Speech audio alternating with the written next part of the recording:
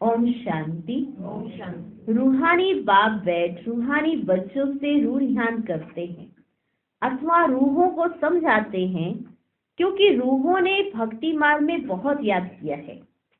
सब आशिक हैं एक माशूक के। उस माशूक शिव बाबा का चित्र बना हुआ है।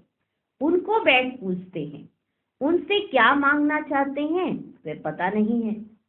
पूछते तो सब है। शंकराचार्य भी पूजा करते हैं। सब उनको बड़ा समझते हैं। भर धर्म स्थापक है, परंतु वह भी पुनर्जन्म लेते लेते नीचे उतरते हैं। अभी सब पिछाड़ी के जन्म में आकर पहुंचे हैं। अभी सब पिछाड़ी के जन्म में आकर पहुंचे हैं। बाबा कहते हैं तुम छोटे बड़े सबकी वानप्रस्थ अवस्था है। मैं तुम सबको वापस ले जाता हूँ। मुझे बुलाते ही हैं कि पतित दुनिया में आओ। कितना रिगार्ड रखते हैं। पतित दुनिया पराए राज्य में आओ। जरूर दुखी होंगे तब तो बुलाएंगे।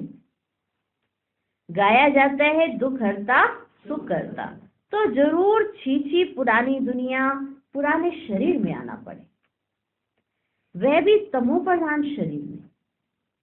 सतो प्रधान दुनिया में मुझे कोई याद भी नहीं करता। तमो प्रधान दुनिया में मुझे सब याद करते हैं, पर जब दुखी होते हैं। और सतो प्रधान दुनिया सुख की दुनिया में मुझे तो कोई याद ही नहीं करता। ड्रामा अनुसार सबको मैं सुखी बना लेता हूँ। बुद्धि से काम लेना है कि सत्युग में जरूर आदि सनातन देवी देवता धर्म होगा। और सत्संगों में तो सिर्फ शास्त्र पढ़ते पढ़ते नीचे उतरते जाते हैं। दलदल में पड़ने वाले दुखी होते हैं। यह है ही बच्चे दुख दाम, और वह है सुख दाम। बाप कितना सहज करके समझाते हैं, क्योंकि बेचारी अबलाएं कुछ भी नहीं जानती।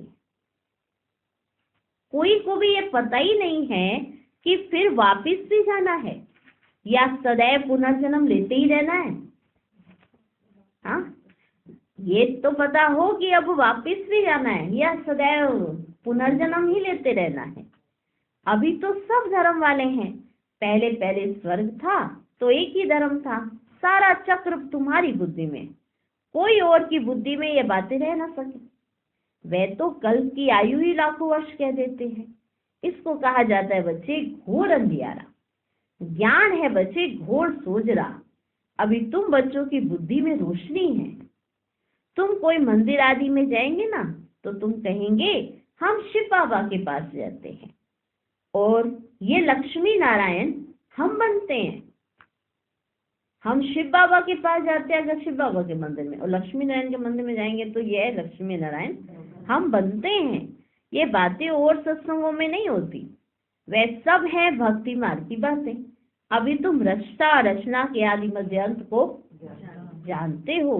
ऋषि मुनि आदि कहते थे हम नहीं जानते।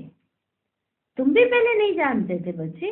इस समय सारे विश्व में भक्ति है। ये पुरानी दुनिया है, कितने ढेर मनुष्य हैं। और सतयुग में नई दुनिया में तो एक ही अद्वैत धर्म था। फिर बचे होता है द्वैत धर्म। अनेक धर्मों में तालियां बजती हैं।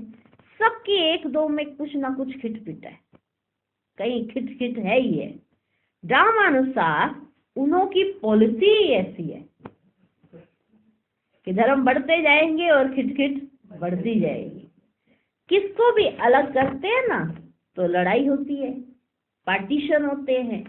मनुष्य बाप को ना जानने के कारण ही तो पत्थर बुद्धि बन पड़े हैं। इस समय बाप समझाते हैं देवी देवता धर्म ही प्राय लोप हो गया है। एक भी नहीं जिसको पता हो कि इन्हों का भी राज्य था। तुम अभी सवस्त्यम देवता बन रहे हैं। शिव बाबा हमारा ओबीडेंट सर्वेंट है। बड़े आदमी हमेशा चिट्ठी लिखते हैं तो नीचे लिखते हैं ओबीडेंट सर्वेंट। तो बाप भी कहते हैं हम ओबीडेंट सर्वेंट हैं, तो दादा भी कहते हैं हम ओबीडेंट सर्वेंट हैं। हम फिर 5000 वर्ष के बाद हर कल्प के पुरुषोत्तम संगम युग में आता हूँ। बच्चों की आकर सेवा करता हूँ। मुझे कहते हैं दूर देश का रहने वाला। इनका भी अर्थ वो नहीं जानते। इतने शास्त्र आदि पढ़ते हैं परंतु अर्थ ही नहीं समझते हैं। बाप आकर सब वेद और शास्त्रों का सार समझाते। तुम बच्चे जानते हो ना, इस समय रावण का राज्य है, मनुष्य पतिति बनते जाते हैं। ये भी देखो बच्चे, ड्रामा बना हुआ है। तुम बच्चों को दोजख से निकाल मैं बहिष्ठ में दे जाता हूँ। उनको ही गार्डन ऑफ अल्लाह कहते हैं ना बच्चे। ये है ही देखो कांटों का जंगल और संगम युग है फूलों का बगीचा। वहां तुम सदैव सुखी रहते हो, एवर हेल्दी एवर वेल्दी बन जाते हो। आधा कल्प सुख और फिर आधा कल्प दुख, ये चक्र देखो बच्चे फिरता ही रहता है, इसकी एंड होती ही नहीं। सबसे बड़ा बाप कहते हैं, सबसे बड़ा बाप कहते हैं सबको शांति धाम सुख धाम में ले जाते हैं। तुम जब सुख धाम में जाते हो ना तो बाकी सब बच्चे शांति धाम में रहते हैं। आधा कल्प है सुख का और आधा कल्प है दुख का, उसमें भी बच्चे सुख जाती है। अगर आधा आधा होता तो टेस्ट क्या आएगी, फिर तो टेस्ट क्या आएगी। भक्ति मार्ग में भी बहुत धनवान थे तुम। अभी तुमको याद आता है कि हम कितने धनवान थे? संगम पर ही याद आए ना, या भक्ति करते करते याद आ गया था कि हम कितने धनवान थे? अभी तुमको याद आता है कि हम कितने धनवान थे। बहुत धनवान जब देवाला मारते हैं ना, जो बहुत बड़ा धनवान हो और फिर जब उसका दिवाला निकलता है तो उसको याद आता है कि हमारे पास क्या क्या था। हाँ, कितना मेरे पास धन था। बाप भी समझाते हैं, भारत साहूकार था, पैराडाइज था, अब देखो कितना गरीब है। तो अब सब उसकी संज्ञा करते हैं ना, भारत क्या था। गरीबों पर ही रहम पड़ता है। अब एकदम कंगाल बन पड़े, भीख मांग रहे हैं।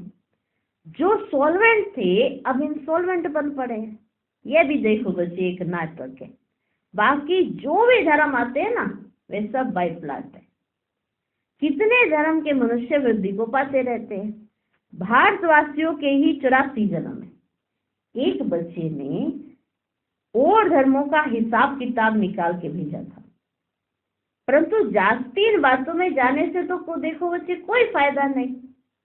यह भी वेस्ट ऑफ टाइम हुआ। इतना समय अगर बाप की याद में रहते तो कमाई होती। अपनी तो मुख्य बात है हम पूरा पुरुषार्थ कर विश्व का मालिक बने। बाप कहते बच्चे तुम ही सतो प्रधान थे, तुम ही तमो प्रधान बने हो। 84 जन्म भी तुमने लिए हैं, अब फिर वापस जाना है, बाप से वर्षा लेना है। तुमने आधा कल्प बाप को याद किया, अब बाप आए हैं, तुम्हारी सुनवाई होती है। तुम आधा कल्प से फरियाद करे जा रहे थे ना, तो अभी आपका केस लगा है।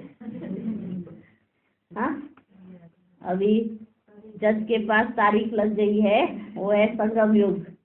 तो संगम युग में तुम्हारी सुनवाई होती है। तो अभी सब केस चल रहा है और भगवान बैठा है जज, ठीक है, और आपकी हो रही है सुनवाई और आपकी लग गई है लॉटरी।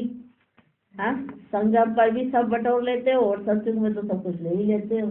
हाँ, तो सब कुछ मिलने का समय है संगम में। तो अभी तुम्हारी सुनवाई होती है। बाप फिर से तुमको सुखधाम में ले जाते हैं। भारत के उत्थान और पतन की भी जैसे एक कहानी है ना, अब यह है ही पतित दुनिया। संबंध भी पुराना है, अब फिर से नए संबंध में चलना। इस समय एक्टर सब हाजिर हैं, इनमें कोई फर्क नहीं पड़ सकता। आत्मा तो अविनाशी है, कितनी ढेर आत्माएं होंगी, उनका कभी विनाश नहीं होता। इतनी ढेर आत्माओं का कभी विनाश नहीं होता। इतनी करोड़ों आत्माओं को पहले तो वापस जाना है, बाकी शरीर तो सबके खत्म हो जाते हैं। इसलिए होलिका भी मनाते हैं। ठीक है, क्या मनाते हैं? होलिका। तुम जानते हो हम तो पूज्य थे, फिर पुजारी बने, अब फिर पूज्य बनते हैं। वहां ये नॉलेज नहीं होगी, ना ये शास्त्र आदि होंगे, सब खत्म हो जाएंगे। जो योग युक्त होंगे, श्रीमत पर चलने वाले होंगे, वे सब कुछ देखेंगे। जो योग युक्त होंगे, श्रीमत पर चलने वाले होंगे, वे सब कुछ देखेंगे। कैसे अर्थक्वेक में सब खल्लास होता है, अखबारों में भी पढ़ता है कैसे गांव के गांव खत्म हो जाते हैं। बॉम्बे पहले इतनी नहीं थी, समुद्र को सुखाया फिर समुद्र हो जाएगा। ये मकान आदि सब कुछ नहीं रहेगा। सतयुग में मीठे पानी पर महल होंगे, खारे पानी पर होते ही नहीं है, तो ये रहेंगे ही नहीं। एक ही उछल समुद्र की आई तो सब खत्म हो जाएंगे। बहुत उपद्रव होंगे, करोड़ों मनुष्य मरेंगे। अनाज कहाँ से आएगा? वो लोग भी समझते हैं कि आस्ते तो आने, इतनी बात तो उनको समझ आती है। मनुष्य मरेंगे तो जो योग युक्त होंगे वह उस समय मौज में रहेंगे। मरुआ मौत, मलू का शिकार। बर्फ की बरसात पड़ने से ढेर मनुष्य मर जाते हैं, बर्फ की बरसात पड़ने से, और बादल फटने से कितने मनुष्य मर जाते। बादल फटने से ही इतना पानी निकला, कोई भाग ही नहीं गया। ना वहां समुद्र है ना कुछ और, कहीं से पानी नहीं। कितनी वंडरफुल बात है। देखो नेचुरल कैलेमिटीज कैसे आती है, पानी से ही जाना है उन्होंने। इतनी ऊंचाई पर पानी नहीं है, लेकिन पानी आया कहाँ से? बादल फटा, पानी आया। बर्फ की बरसात पड़ने से ढेर मनुष्य मर जाते हैं। बहुत नेचुरल कैलेमिटीज होंगी, यह सब खत्म हो जाएंगे। इसको कहा जाता है नेचुरल कैलेमिटीज। गॉडली कैलेमिटीज नहीं कहेंगे। गॉड को दोष कैसे देंगे? ऐसे भी नहीं शंकर ने आंख खोली तो विनाश हो गया। यह सब है भक्ति मार्ग की बातें। मूसलों के लिए भी शास्त्रों में लिखा हुआ है। देखो बच्चे, तुम तो जानते हो इन मिसाइल से कैसे विनाश करते हैं, कैसे आग, गैस, जहर आदि सब उसमें पड़ते हैं। बात समझाते हैं, पिछाड़ी में सब फट से मर जाएं, कोई बच्चे आदि पर दुख ना हो, कोई बच्चे आदि दुखी ना हो, इसलिए नेचुरल कैलेमिटी से झट मरेंगे। माना किसी बच्चे को दुख नहीं हो मृत्यु में, इसलिए नेचुरल कैलेमिटी से झट मरेंगे। यह सब बना बनाया ड्रामा है। आत्मा तो अविनाशी है, कभी विनाश नहीं होती, ना छोटी या बड़ी होती है। शरीर सब यहाँ खलास होंगे, बाकी सब आत्माएं सब स्वीट होम में चली जाएंगी। बाप कल्प कल्प आते हैं संगम युग पर, तुम भी इस पुरुषोत्तम संगम युग पर ही ऊंचे से ऊंचे बनते हो। वास्तव में श्री श्री शिव बाबा को और श्री इन देवताओं को कहा जाता है। आजकल तो देखो सबको श्री श्री कहते रहते हैं, सबको ही श्री श्री श्री श्री कहते रहते हैं। श्रीमती, श्री फलाना। अब श्रीमत तो एक बाप ही देते हैं। विकार में जाना क्या यह श्रीमत है? यह तो है ही भ्रष्टाचारी दुनिया। अब मीठे मीठे बच्चों को बाप कहते हैं, मुझे याद करो तो खाद निकल जाए। ग्रस्त व्यवहार में रहते कमल फूल समान पवित्र रहो। स्व को अब विश्व के आदि मध्य अंत के चक्र का ज्ञान हुआ है। किसको? स्व को। परंतु ये अलंकार तुमको नहीं दे सकते। आज तुम अपने को स्वदर्शन चक्रधारी समझते हो, और कल माया थप्पड़ लगा दे तो ज्ञान ही उड़ जाए। इसलिए तुम ब्राह्मणों की माला भी नहीं बनती है, नहीं बन सकती। क्योंकि आज तो मैं बाबा का बाबा मेरा, मैं बाबा का बाबा मेरा, और कल ना मैं बाबा का ना बाबा मेरा, है ना। ऐसे हाथ छोड़ देते हैं, वंडर लगते कैसे। बाबा को बाबा मेरा कह के ऐसे खून से लेटर लिखते थे, सब कुछ करते थे। अचानक माया का थप्पड़ पड़ता है, दूसरी बातें बुद्धि में आ जाती हैं। और ये भूल जाते हैं कि खुद ने क्या प्रतिज्ञा की है। ये कहा है कि सिर्फ और सिर्फ मेरा एक बाप, दूसरा न कोई, और फिर ये भूल जाते हैं, फिर विकारों के पीछे भ्रष्ट हो जाते हैं। तो बाबा कहते हैं इसलिए तुम्हारी माला नहीं बन सकती है। माया थप्पड़ लगाए बहुतों को गिरा देती है, तो उनकी माला कैसे बनेगी? दशाएं बदलती रहती है। रुद्र माला ठीक है, विष्णु की माला भी है, बाकी ब्राह्मणों की माला नहीं बन सकती। तुम बच्चों को डायरेक्शन देते हैं कि देह सहित देह के सब धर्म छोड़ मामिकम याद करो। बाप तो निराकार है, उनको अपना शरीर तो है ही नहीं, और आए भी हैं इनकी वानप्रस्थ अवस्था में। जब 60 वर्ष की आयु हुई, वानप्रस्थ अवस्था में ही गुरु किया जाता है ना। मैं तो हूँ सतगुरु, परंतु गुप्त वेश में। वह है भक्ति के गुरु, मैं हूँ ज्ञान मार्ग का। प्रजापिता ब्रह्मा को देखो, कितने ढेर बच्चे। बुद्धि हद से निकल बेहद में चली गई है। अगर घरों में 2 बच्चे होंगे, 3 बच्चे होंगे, उनको संभालना कितना मुश्किल है। 2 या 3 बच्चे, क्यों? मोह रहता है, और मोह के कारण संभाल नहीं हो पाती है। और प्रजापिता ब्रह्मा को कितने ढेर बच्चे हैं, और हर एक की संभाल करते हैं, हर एक का पालन पोषण करते हैं, क्योंकि मोह नहीं है। मोह के कारण ठीक रीति से संभाल नहीं हो पाती है। मोह होता है ना, ओ मेरे बच्चे को ये हो गया, वो मेरे बच्चे को ये हो गया, उसी के पीछे, और दूसरे के बच्चे से जाके लड़ने लग जाएंगे। हाँ, किसी ने कुछ झगड़ा हुआ तो अपने बच्चे की गलती ना निकाल, उसकी नहीं, दूसरे की, उसने ही सिर फोड़ा होगा मेरे बच्चे का, मेरा बच्चा तो बहुत शरीफ है।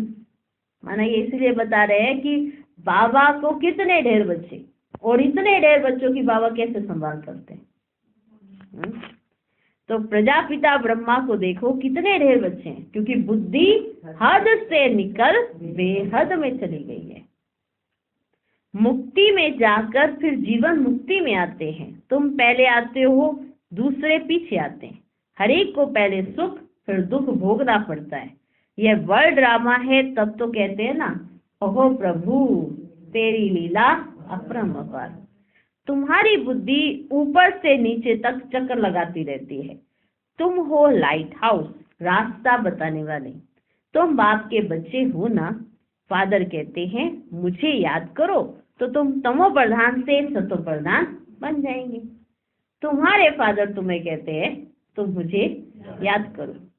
ट्रेन में भी तुम समझा सकते हो, बेहद का बाप स्वर्ग का रचयिता है। भारत में स्वर्ग था, बाप आते हैं भारत में। शिव जयंती भी भारत में मनाई जाती है, परंतु कब होती है यह कोई नहीं जानते। तिथि तारीख दोनों ही नहीं है, क्योंकि गर्भ से जन्म नहीं लेते। बाप कहते हैं अपने को आत्मा समझो। तुम अशरीरी आए थे, पवित्र थे, फिर अशरीरी होकर जाएंगे। मामिकम याद करो तो पाप कट जाएंगे।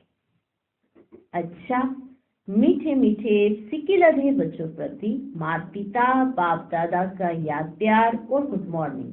रूहानी बाप की रूहानी बच्चों को नमस्ते। हम रूहानी बच्चों की भी रूहानी बाप दादा को नमस्ते नमस्ते नमस्ते। Good morning good morning good morning.